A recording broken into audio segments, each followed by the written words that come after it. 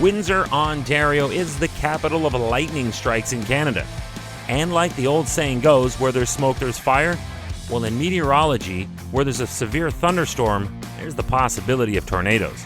Hi, I'm Chris May, writer, producer, and host of This Day in Weather History from the Weather Network in Canada. On April 3rd of 1974, an F3 tornado crossed the Detroit River and tore through Windsor, Ontario. It was just one of 148 tornadoes to touch down in North America on this day in weather history. The 1974 Windsor tornado still stands as the sixth deadliest tornado in Canadian history. On this day, it sadly killed 9 people while injuring dozens more. It is also come to be remembered for the extensive toll it took on not just life but infrastructure, especially to the Windsor Curling Club on Central Avenue. It started at the Devonshire Mall, where renovations were underway on a new expansion. The storm twisted steel frames and flipped over a crane at the south end of the mall. Then it was on its way next to the Curling Club. The tornado was on the ground long enough to leave a damaged track 22 kilometers long and was reported to have been as wide as 300 meters. When it struck the Central Avenue Curling Club, it could not have coincided with a worse time possible.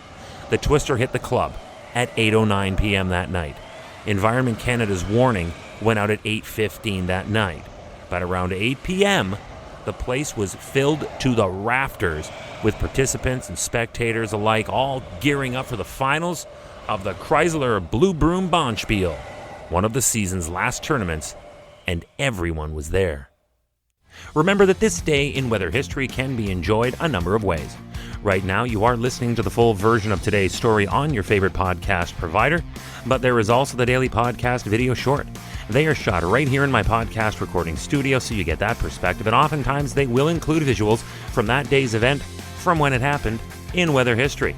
So after listening to the full story, go check out the podcast video short on television or online anytime at theweathernetwork.com/weather history.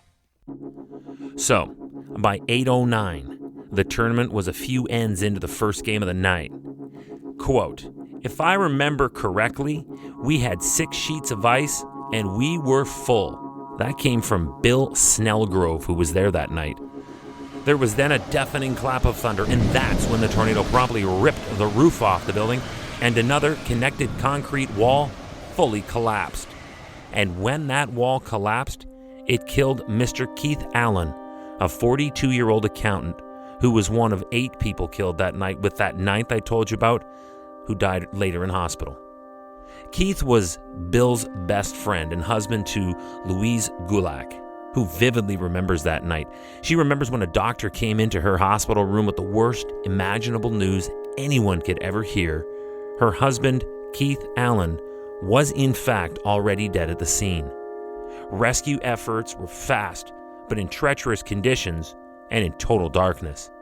Along with Keith Allen, we also lost that night Chris Haddad, Charles Pleasance, Donald Little, James Burt, Yvonne Beaton, Derek Barlow, Alec Bryan, and Leo Belanger.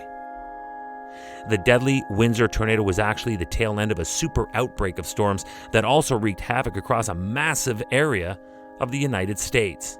In all, 148 twisters touched down in 13 U.S. states, plus the province of Ontario, over a very short 24-hour period, making this 1974 super outbreak one of the largest and most violent tornado events ever recorded anywhere.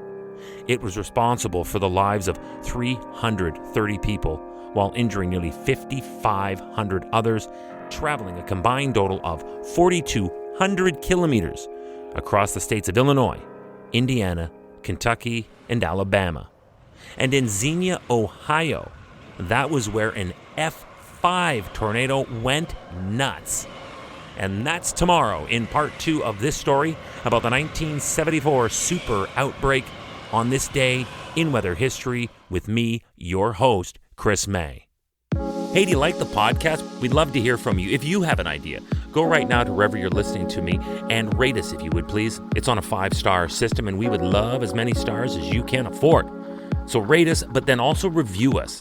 This way we can always stay on top of how you'd like to see the show evolve. Then remember to subscribe to this podcast. Click the subscribe or follow button right there on the very same podcast homepage you're listening on.